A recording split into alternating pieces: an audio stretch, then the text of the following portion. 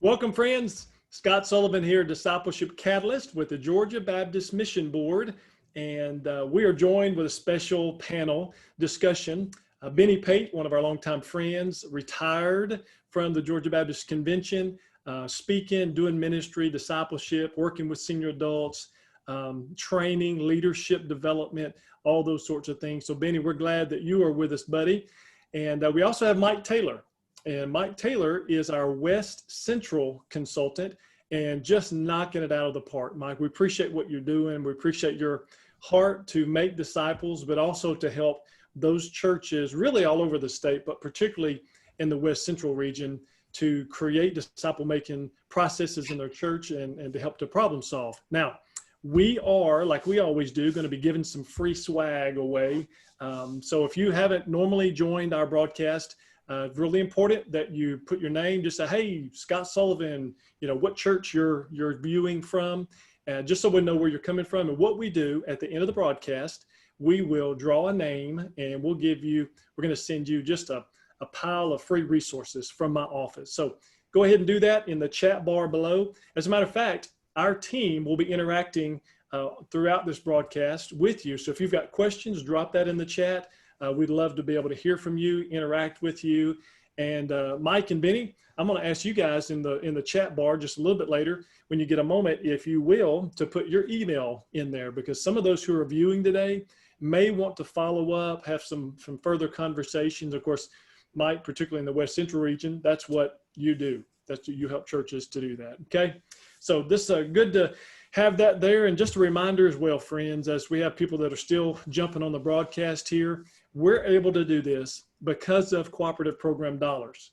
We're at the Georgia Baptist Mission Board, and that is how we fund what we do. So we aren't here to ask money from you. We don't want any donations. We're here to serve you in the local churches here in Georgia. But if you're giving to CP, thank you for doing that. It's making a huge difference for sure. All right. So Mike, you're going to guide our discussion today, buddy. Go ahead and jump in and let's get Benny on the broadcast and hear some wisdom. We're so grateful to have you, Benny. Glad to be here. Thanks. I'm in the right place for wisdom. I'm just going to tell you with Benny Pate. Just love all you're doing, Scott, and thank you for that gracious introduction. And I can't think of a man in the state of Georgia that knows more about senior adult ministry than Benny Pate. Benny and I have been around the state training, working and doing things together like that and doing workshops. And I'm just so grateful for his knowledge. But we are in a time and a different place in ministry for all the ministries of the church. But when it comes to working with those oldest adults in our church and older adults in the church, there's been a dynamic in the church that has never been, and that's bringing them back as many churches are coming back. And many of those seniors have been reluctant to get back and to come back, and with understanding, with their conditions and things. But I want us to begin to think today just about what all that means and how we need to look at that and how to help them to come back. And I know we've gone through, here's how we're going to bring our adults back and all this, but Benny, what do you see as we're overlooking when it comes to those older adults in regards to bringing them back? I think you're looking at several things that directly impact what we're doing or what we're not doing now. Senior adults, and I am one, I'm 72. So I understand some of these from a personal perspective, but we're always wondering, okay, this is something that most of us have never faced. I think the last great pandemic we had like this was the Spanish flu, and that was way back at the beginning of the 19th century. So we have not really dealt with this. And there are concerns, and we begin to think about, okay, what is it that keeps us from coming? Well, one, just the very thing of being sick and not knowing what is going to come out of that. Many senior adults have pre-existing conditions. We're not always in the best of shape physically. And so these are things that weigh on our minds. And should we get back involved in a church family, be around other people? Many senior adults are not even interacting with family. The interaction comes with telephone calls or Facebook or some other kind of electronic method, which leads us to the idea that maybe in the middle of all this, as we're scrambling to find our footing, that we have venues, we have materials, we have resources that we could use that we've not used before. So what do we do with those? And the electronics is one. And not all senior adults are ignorant concerning electronic devices. Many are very, very skilled at that. Some have grandchildren or children around who are willing to help them to make sure that they get the information and dispense it as such. So this is an opportunity in the midst of something that's negative that we probably can make a positive out of it. And so that's some of the things we like to think of. I know there is a fear of infection, and I know there's a fear of the ramifications that come from that. So we have to be very careful. One of the things I think we're also concerned about is the fear of losing a primary support group. Senior adults who are active in church. This is where they have met friends and talk and catch up on what's going on. And that has been a real drawback, a real hole, if you would, in their personal interaction. So that leads me to a thought. Well, if that's the case, then how can we overcome that? How can we fill in some of those things? How can we get people back? I think we follow the rules. The social distancing, there for a purpose. The mask, some people say, I hate the mask, but you'd probably hate to be sick worse than you'd hate the mask. So sometimes we just have to say, okay, that's the way it's going to be. But I think one key area that we need to explore here is to talk with the senior adults themselves and say, okay, what are your concerns? Why are you concerned? And how can we help you overcome that? I know that there have been a lot of people who have spent a lot of time sitting around saying, if I could go back, if I could meet with my friends, if I could get back to a live worship experience, a live Bible study experience, how would that happen? They probably come up with some great answers, some very practical ways that this can happen. So I think, first of all, let's just talk to some senior adults. Let's just find out from them, what is it that concerns you? How can we overcome that? What are your suggestions as to how we can work this out? That's great, Benny. I know that we're wanting them back. I know they want to be back, and we need to come to understanding and helping this to happen in whatever it takes. And I agree so much with you that I think we've really sent them to school on the technology thing. We've all gone to school on it, but they've really gone to school on it. And it's been a good thing. It's been a good thing. And in kind of in light of that, and all this stuff that's been going on in this time of change, what do you see as the positive aspects of this? I know we think, oh, this is a disease. What are the positive aspects of this? And how can it help our senior adult ministries and our older adult ministries down the road as we're working through this comeback, and how can it be helpful for the future? Well, I get the idea that most people, when placed in the position, have to become resourceful. If I don't have this, what can I substitute for it?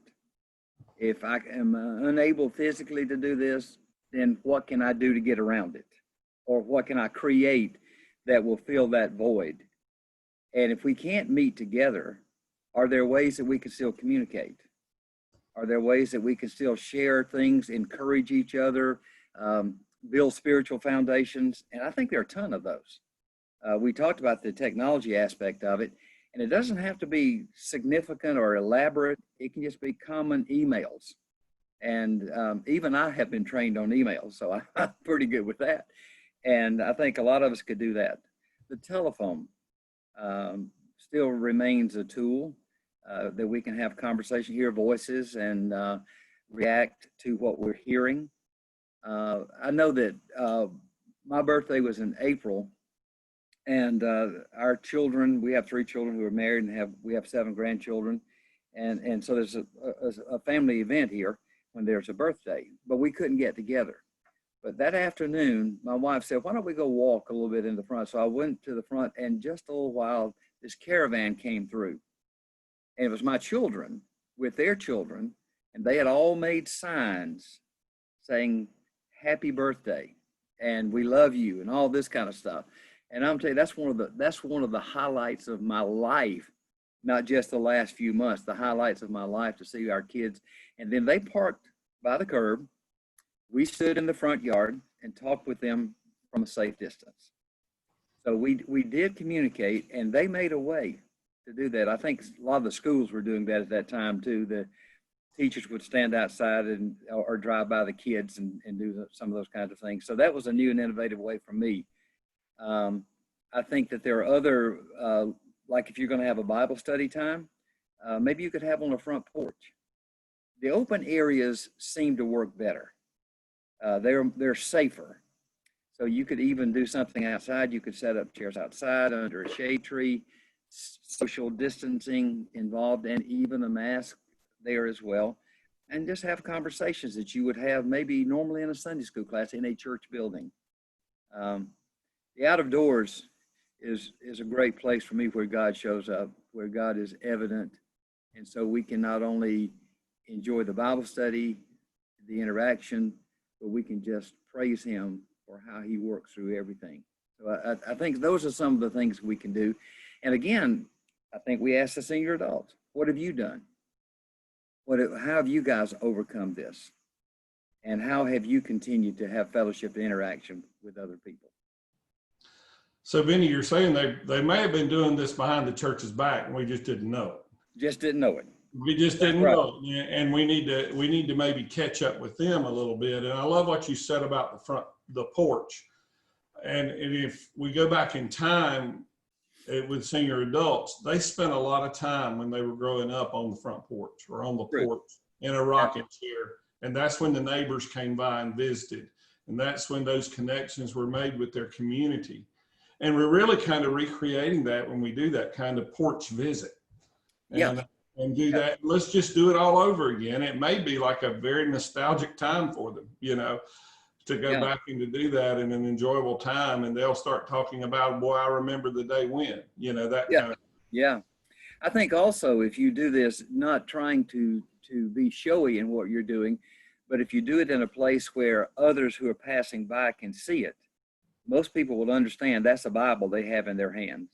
If they look at the book, if we got our leather covered Bibles and things like this that we're using, I think people can come by. And certainly if we are in prayer with our heads bowed and things like this, people will know, well, there's something going on there. They may not understand it. They may not relate to it totally, but I think they at least are exposed to it.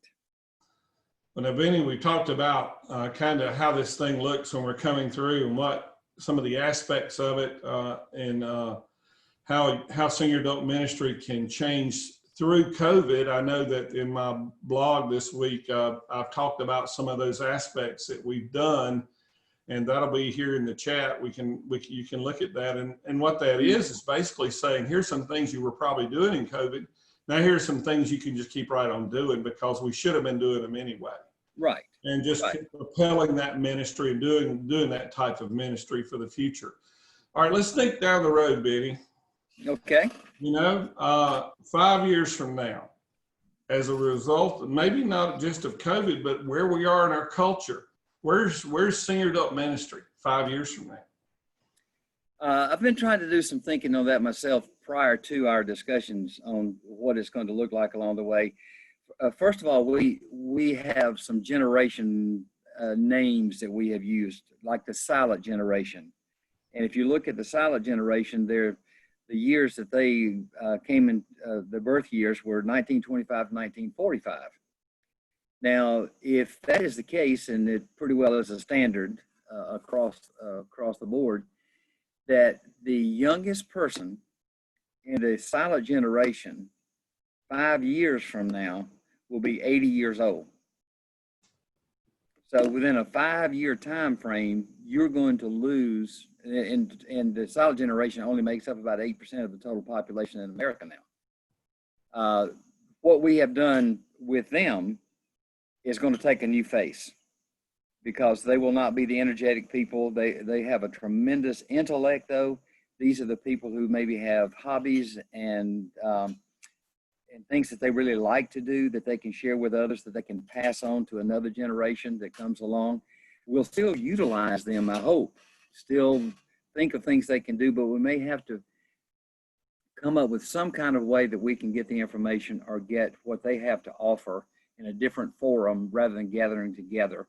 And most of them are not going to get on the bus and go to Blue Ridge or go to the mountains during the leaf season or something, because that's still, some of them are very energetic at 80, 85, or 90. But you just know that the law of averages is such that that will not happen. So then you look at the generation that succeeds them, if you would, my generation, the so-called boomers. 1946 to 1964 are the years of birth for them. Well, again, just factor that in, that some of them will begin to be retirees. Some of them will begin to be on the other side a little bit slower than they once were. So what kind of ministry are we going to have? How are we going to relate to them? And I do think in a lot of ways that the virus has helped us to think about how often do we get together in mass groups in enclosed places. Buses have been convenient transportation in some ways, but that's an enclosed situation. And we might, I think one of the ramifications of the COVID is that we're all going to think more about pandemics. We're also going to think about spreading things that we not thought about as seriously before. So we'll do some things that are in smaller groups and do some things that will reach out to others. Again, I'm big on this. Ask the group, what would you like to do? What are your suggestions? What have you learned from this? So we can glean that and bring it in. But also, what can we do to continue the things like the phone calls, the prayers, the reaching out? If there is a weakness in senior adult ministry to me now that's probably prevalent, is that we think of doing things instead of being people for Christ. And if we are going to be serious about this, the conversations, the phone calls, the acts of caring, the support, all those things that nurture us, both spiritually and physically, will become even more of what we're going to be doing in senior adult ministry. And when I go and ask people, what are you doing? They say, well, we visit the nursing homes, we carry flowers, we do these kinds of things, which are good. Those are good things. But I think as time comes along, it's not going to be so much what we're doing out there. Still good, hope we still do that. But what are we doing to nurture our family, our church family, our friends, our neighborhood? What are we going to do? Are we going to continue to call? Are we going to continue to pray? Are we going to do continued acts of love? Are we going to give Christ evidence through meaningful deeds of encouragement? I think that's what it's going to look like more. And I think if we do, it will have much more relevancy and much more impact. So I think you're saying, Benny, that it's not going to come back like it was. No. Regardless of how much we try, I think what we're going to need to see there is a willingness to adapt and adjust as we lean more into the boomer generation and see where they are in life and how we can best do ministry with them, not neglecting that silent generation who are now going to be some of the loneliest people in our congregations because Absolutely. they can't come back. Yes. Maybe from now on, because their health conditions may have changed drastically, not from COVID, but for whatever reason. Just from life these itself. last 6 months. Yeah. So things have changed in that world. And when they do get back together, it's not going to be like it was. No. So that picture is changing every day, and we need to be ready for that, and we're ready to do some new things and some different things, and to start a ministry that needs to head in these directions, or to renew or regenerate the ministry that we had in a better situation. And right. I think one of the things of this time too has been, if you could say it this way, it's been a reduction. We have discovered we could get by without some things too. Oh. That we don't have to be going all the time. We don't have to be energetic all the time. We can be contemplative. We can be reflective. We can be just restore our spirit, be renewed in the Lord, and Bible study that we now have time for, that we didn't have time for before. I think all those things are going to, and we have an opportunity to have a far more spiritual climate than we've ever had. And goodness, in the boomer generation, there are a significant number of people 60 and above who still need to know Jesus. Yes, that's right. Well, thank you, Benny, for being with us today. You are the famous Benny Pate, and we sure appreciate all you've done in ministry in Georgia. And we'll continue to look to you and to help you to strive in ministry, even where you are now and what you're doing now. And we thank you for all you're doing. Scott, thank you so much for having this today. Mike, I did not get to type my email in. It's simply bennygpate@gmail.com. All right, bennygpate@gmail.com. All right. Keep those cards and letters coming in too. There you go. And we can make sure that gets in the chat. And, Okay. And Mike, you said famous. Before Benny got on, you said infamous. So I'm not sure which one it is. So, but Benny, It's both. And there's a couple of things that you mentioned that really stand out to me, because senior adult ministry, really, when we talk about all of these, is still very relational. Yeah, very. Yeah. You got low tech, you got no tech, and then at the end of the day, man, it's still relational. It's still relationship building. And there's two things that you mentioned that I've just always felt like were super important. So I'm glad you highlighted it. And the way I put it is, senior adults want to be seen but not viewed. Absolutely. Like yeah. they need to know that they're important. They need to know that they're a part of the church. And and listen, I'm 49, so that's not a senior adult, but I can see senior adult years in the window of opportunity. So, man, as people get older, they need to know that they're valuable, and there is such a wealth of wisdom there. I love the comment that you made when you said, make a way. Yeah. I've got a sign on my door that says, make a way, not excuses. Yeah. Because we've got all the excuses. We know what's wrong. It's time to stop focusing on what's wrong and make a way forward. The second thing that I thought I'd mention that came from what you said is not only do they want to be seen and not viewed like a casket, but they want to be heard and not hushed. I think our senior adults have a voice that should be heard in the church. There are things that they can share with us. We may not always agree, but there is wisdom and there is a voice that our senior adults need to be able to have. They need to be heard. They need to be seen. So Benny, thanks for highlighting those things. Let me add one more word of caution too.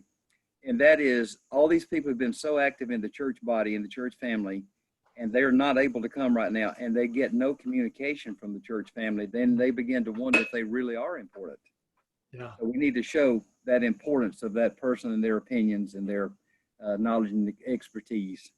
So good, Benny. So good. Because, and Mike will tell you, the churches that we're seeing that are most successful, that are doing well during the pandemic, are the ones that have figured out a way to keep constant contact with their people, whether it's, putting everybody on a phone call and everybody on the membership gets a phone call, or, sending text message or engaging them some way. Man, that's a great point. Yes. Thank you. Well, friends, we're closing this out. Benny, thank you for being here. And thanks for the privilege. You bet. And as always, make sure that your name and all is in the chat bar with your church. And we're going to be drawing for free stuff towards the end. And Mike Taylor, any last thoughts from you before we close out? No, just make a connection with any of our discipleship consultants around the state.